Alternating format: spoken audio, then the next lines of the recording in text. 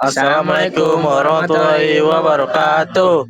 Perkenalkan, nama saya David Anakita. Dan saya Yoni Advazis Sudarmawan.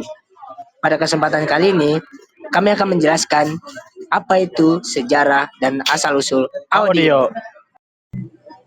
Sejarah audio. Penemu rekaman audio pertama kali adalah Edward Leon Scott di Martinsville dengan alatnya yang bernama fonograf yang dipatenkan pada tahun 1857. Meskipun fonograf dapat merekam suara, alat ini belum bisa memutar kembali rekaman tersebut.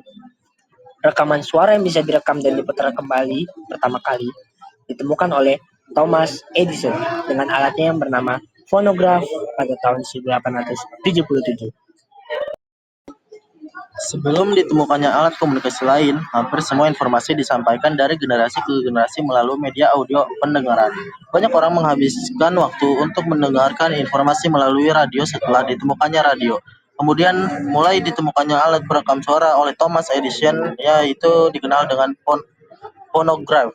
Melalui alat fonograf ini, orang dapat melakukan perekaman suara dengan menggunakan piringan hitam. Temuan ini kemudian berkembang seiring dengan perkembangan zaman, yaitu orang mulai merekam dengan menggunakan cassette tape recorder, di mana sekarang peran kaset juga telah ditemukan dengan perangkat baru yang bersifat digital seperti compact disc, CD, flash disk, dan sebagainya.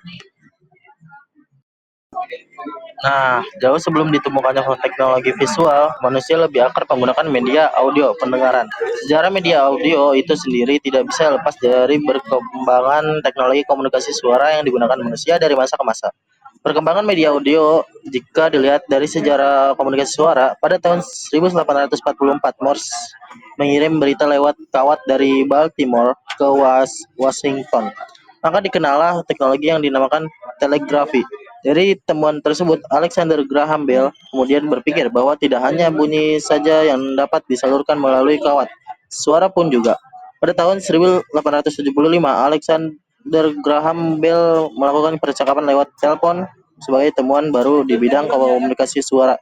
Beberapa tahun kemudian, yaitu pada tahun 1895, ditemukanlah radio oleh Marconi.